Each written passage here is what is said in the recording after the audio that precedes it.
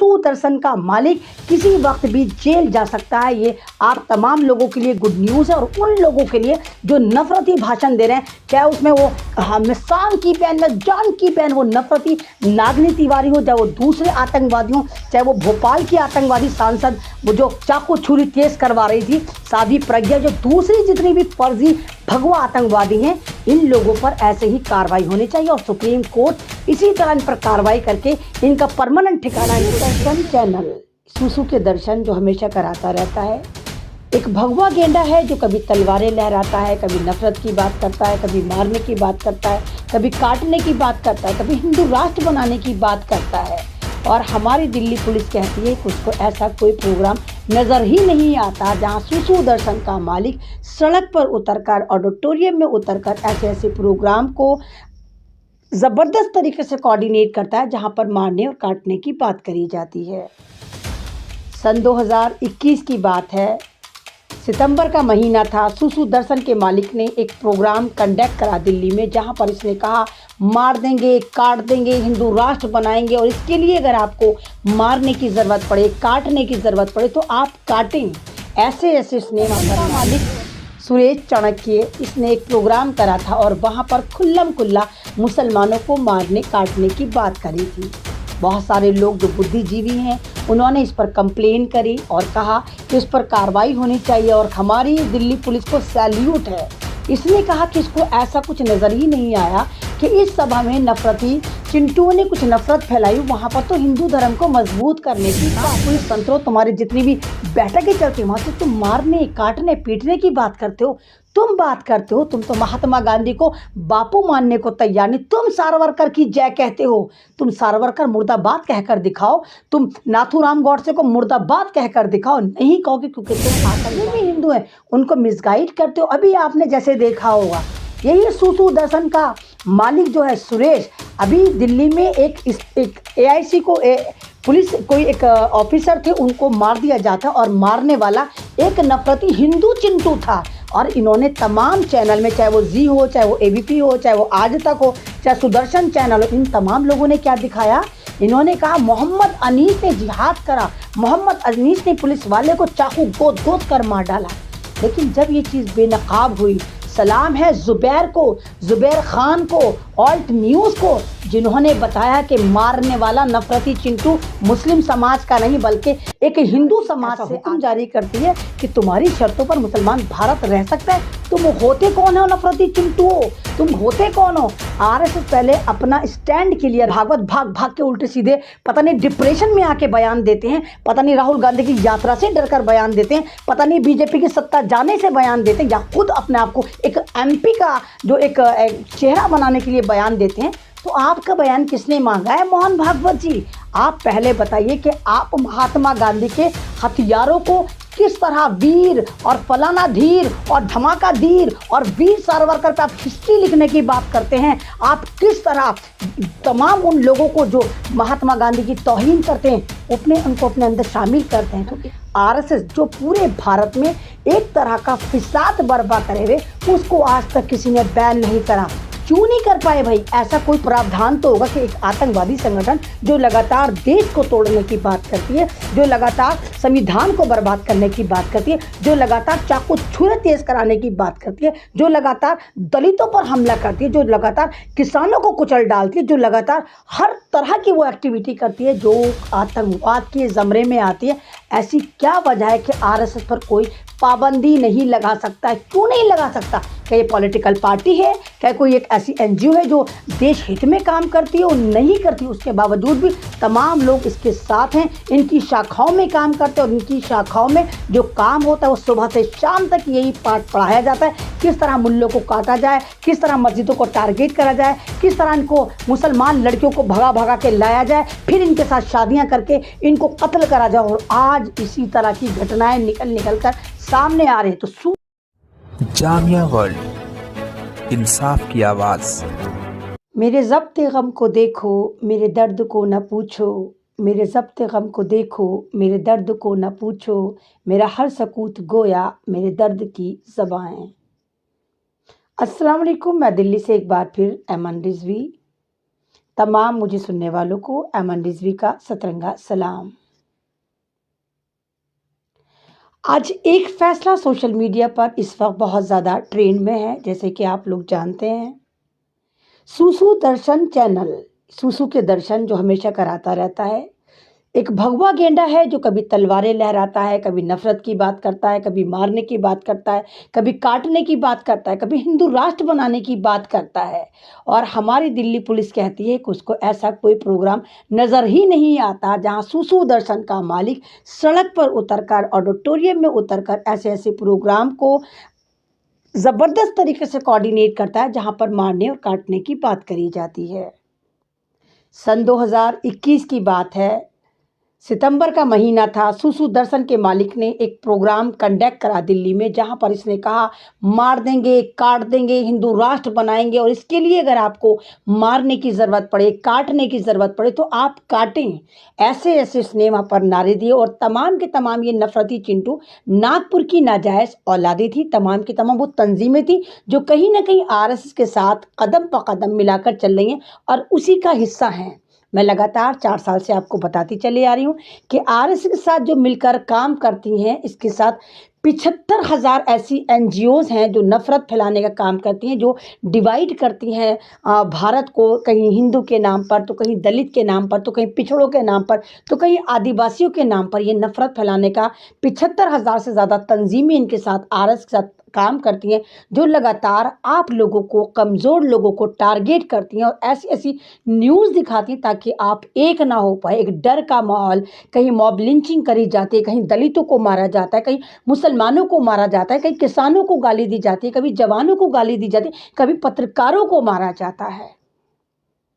तो सुसु दर्शन का मालिक सुरेश चाणक्य, इसने एक प्रोग्राम करा था और वहाँ पर खुल्लम खुल्ला मुसलमानों को मारने काटने की बात करी थी। बहुत सारे लोग जो बुद्धिजीवी हैं उन्होंने इस पर कंप्लेन करी और कहा कि इस पर कार्रवाई होनी चाहिए, और हमारी दिल्ली पुलिस को सैल्यूट है। इसने कहा कि इसको ऐसा कुछ नज़र ही नहीं आया कि इस सभा में नफरती चिंटुओं ने कुछ नफरत फैलाई, वहाँ पर तो हिंदू धर्म को मजबूत करने की बात करी गई। सुप्रीम कोर्ट ने कहा ऐसा कैसे हो सकता है। सुप्रीम कोर्ट ने एविडेंस देके, उन एविडेंस में निकल कर आया कि हाँ, वो स्पीच में ये कह रहा है कि मारने की बात कर रहा है, काटने की बात कर रहा है, तलवारें लहरा रहा है और कह रहा है हिंदू राष्ट्र बनाने के लिए अगर मारने की ज़रूरत है, काटने की ज़रूरत है, उड़ाने की ज़रूरत है तो उड़ा डालो। यानी दिल्ली पुलिस कह रही थी कि ये जो है ये धर्म को मजबूत करने वाली बातें थी। सुप्रीम कोर्ट ने कहा एफआईआर करो।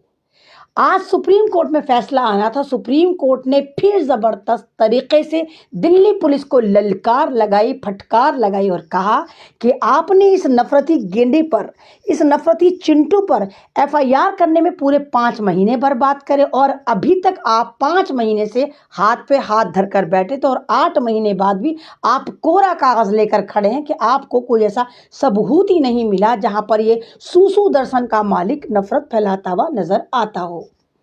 ज़बरदस्त तरीक़े से ये एक न्यूज़ है, ज़बरदस्त तरीक़े से एक फ़ैसला है और सबसे ज़्यादा खुशी की बात उन लोगों के लिए जो भारत में, मेरे चाहे मुसलमान भाई हों, चाहे मेरे नॉन मुस्लिम भाई हों, चाहे वो मेरे जवान हों, चाहे वो मेरे किसान भाई हों, कि किसी वक्त ये भगवा गेंडा सुप्रीम कोर्ट के फैसले के बाद जेल की सलाखों के पीछे इस जानवर को वहीं कैद कर दिया जाएगा जहां से ये नरभक्षी आया है। क्योंकि इंसान अगर होता तो ज़मीन पर मारने काटने की बात नहीं करता।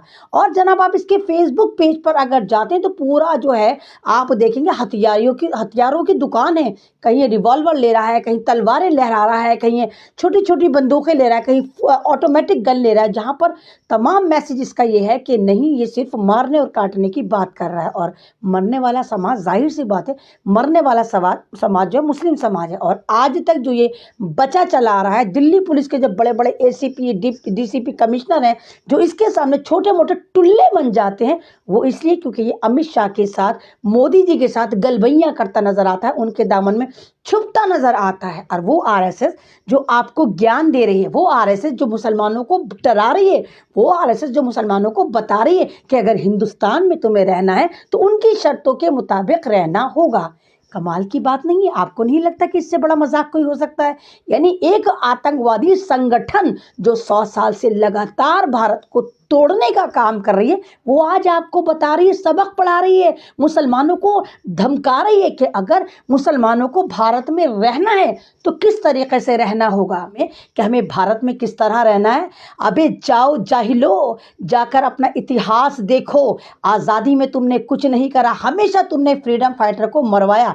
तुम गांधी के हथियारे हो, तुम वो लोग हो जो हमेशा भारत में अराजकता फैलाते हो, और तुम लोग मुसलमानों को ये बता रहे हो, डरा रहे हो, धमका रहे हो कि मुसलमान भारत में उनकी शर्तों पर जिएगा। क्यों जिएगा भाई? हमारे अल्लाह ने चाहा, हमें भारत में उतारा, हमारे अल्लाह ने हमें भारत में पैदा करा। तुम कौन हो तो क्या हमें बताने वाले कि हम किस तरह भारत में रह सकते हैं? तुम्हारा अस्तित्व क्या है इसके अलावा कि तुम एक आतंकवादी संगठन हो? और ये मैं नहीं कह रही, तुम्हें अमेरिका आतंकवादी संगठन घोषित कर रहा है, तुम्हें ब्रिटेन आतंकवादी संगठन घोषित कर रहा है। लगातार तुम्हारी गतिविधियां जो हैं वो दायरे में रहती हैं। हमेशा तुम्हारी जो छोटी छोटी जो तमाम की तमाम ऑर्गेनाइजेशन है, तुम्हारे जो चलते हैं सारे के सारे नागपुरी संतरों, तुम्हारी जितनी भी बैठकें चलती हैं, वहाँ से तुम मारने, काटने, पीटने की बात करते हो। तुम बात करते हो, तुम तो महात्मा गांधी को बापू मानने को तैयार नहीं। तुम सावरकर की जय कहते हो, तुम सावरकर मुर्दाबाद कहकर दिखाओ, तुम नाथूराम गौडसे को मुर्दाबाद कहकर दिखाओ। नहीं कहोगे क्योंकि तुम आतंकवादी हो। और मेरी भोले भालू हिंदुओं को तुम बेवकूफ़ बनाते। मेरे भोले भाले जितने भी हिंदू हैं उनको मिसगाइड करते हो। अभी आपने जैसे देखा होगा, यही सुसु दर्शन का मालिक जो है सुरेश, अभी दिल्ली में एक AIC को पुलिस कोई एक ऑफिसर थे, उनको मार दिया जाता, और मारने वाला एक नफरती हिंदू चिंटू था। और इन्होंने तमाम चैनल में, चाहे वो जी हो, चाहे वो ABP हो, चाहे वो आज तक हो, चाहे सुदर्शन चैनल हो, इन तमाम लोगों ने क्या दिखाया? इन्होंने कहा मोहम्मद अनीस ने जिहाद करा, मोहम्मद अनीस ने पुलिस वाले को चाकू गोद गोद कर मार डाला। लेकिन जब ये चीज़ बेनकाब हुई, सलाम है ज़ुबैर को, ज़ुबैर खान को, ऑल्ट न्यूज़ को, जिन्होंने बताया कि मारने वाला नफरती चिंटू मुस्लिम समाज का नहीं बल्कि एक हिंदू समाज से आता है, और ज़रूर उसके तार RSS से जुड़ते हैं। तो क्या इन चैनलों ने माफ़ी मांगी? क्या इन चैनलों पर कार्रवाई करी गई? अभी पीछे चलिए, दिल्ली में जैसे आपने देखा था, एक लड़की जो लिव इन में रह रही थी उसको कत्ल कर दिया जाता है। 36 टुकड़े तो 35 टुकड़ों को TV पर दिखाया जाता। और मैं जब से कह रही थी कि वो मुसलमान नहीं था, वो अल्ताफ था या आफ्ताब था, वो पारसी धर्म से आता है। और इन्होंने इतनी नफरतें फैलाई, इतना उस पर डिबेट चली, 1 महीने तक हिंदू मुसलमान, हिंदू मुसलमान, मुसलमान कातिल, मुसलमान आलिस्तानी तो मुसलमान, अफगानिस्तानी तो मुसलमान, अलजवाहरी वाले। और जब वो पारसी निकला तो इन्होंने चुपके से उस केस को एक तरफ रख दिया। लेकिन आपको नहीं बताया, ना किसी ने उन पर केस करा, ना उन्होंने माफिया मांगी। हर दफ़ा मुसलमान को टारगेट करते हैं। तो कब तक तुम करोगे? इनको पता है कि भारत की सत्ता बदल रही है, भारत में इनकलाब आने वाला है। नफरती मार्केट में एक मोहब्बत की दुकान कांग्रेस खोलने की कगार पर है। तो यही वजह है कि अब ये सिर्फ हिंदू मुसलमान, हिंदू मुसलमान, हिंदू मुसलमान कर रहे हैं। और जिस तरह आज सुप्रीम कोर्ट का जो फैसला है, सुप्रीम कोर्ट ने जिस तरह दिल्ली पुलिस को फटकार लगाई और कहा है, इवन DCP ईशा पांडे को भी कहा है कि आप तो कह रही थी कि ये मजहब को मजबूत करने वाले प्रोग्राम थे।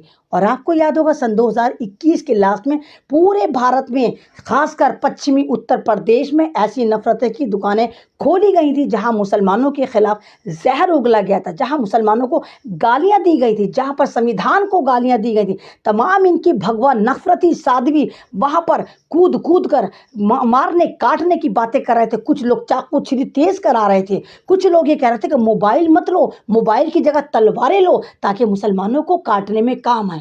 क्या समझते हैं आप? ये लोग संविधान को मानते हैं? ये संविधान को बिल्कुल भी नहीं मानते। और कल ही का स्टेटमेंट है कि परवीन तोगड़िया कह रहे हैं कि भारत का संविधान बदल देना चाहिए, और अगर ये संविधान है जो हम बदलेंगे उसमें हम मुसलमानों को कुछ नहीं करने देंगे। मुसलमान अगर ऑटो वाला है तो मुसलमान ऑटो वाला मंदिर नहीं जाएगा, मुसलमानों से सब्जियां नहीं खरीदेंगे, मुसलमानों के साथ आप लोग बैठेंगे नहीं। और दूसरी तरफ तुम लोग ये कहते हो कि मुसलमान जो हैं वो तुम्हारी शर्तों पे RSS ऐसा हुक्म जारी करती है कि तुम्हारी शर्तों पर मुसलमान भारत रह सकता है। तुम होते कौन हो नफरती चिंटू? तुम होते कौन हो? RSS पहले अपना स्टैंड क्लियर करे कि एक आतंकवादी संगठन, या तो उसके सुप्रीमो जो हैं वो जो मोहन भागवत भाग भाग के उल्टे सीधे पता नहीं डिप्रेशन में आके बयान देते हैं, पता नहीं राहुल गांधी की यात्रा से डरकर बयान देते हैं, पता नहीं BJP की सत्ता जाने से बयान देते हैं, या खुद अपने आप को एक MP का जो एक चेहरा बनाने के लिए बयान देते हैं। तो आपका बयान किसने मांगा है मोहन भागवत जी?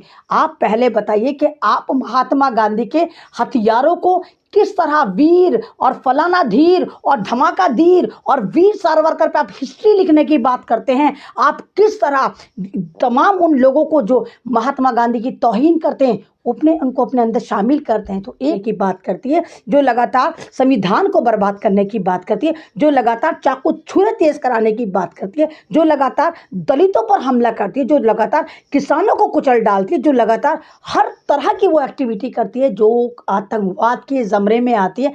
ऐसी क्या वजह है कि आरएसएस पर कोई पाबंदी नहीं लगा सकता है? क्यों नहीं लगा सकता?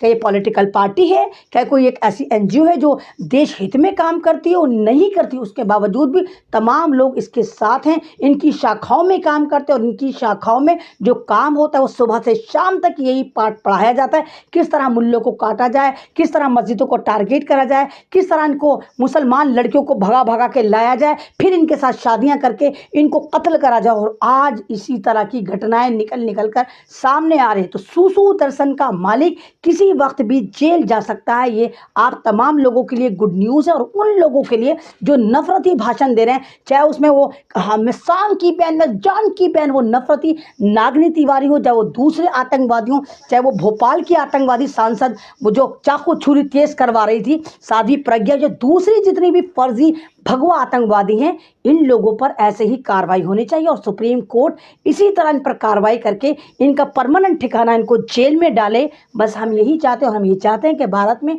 इसी तरह दोस्ती, इसी तरह एक अखलाक, इसी तरह संविधान, इसी तरह मेलजुल बना रहे।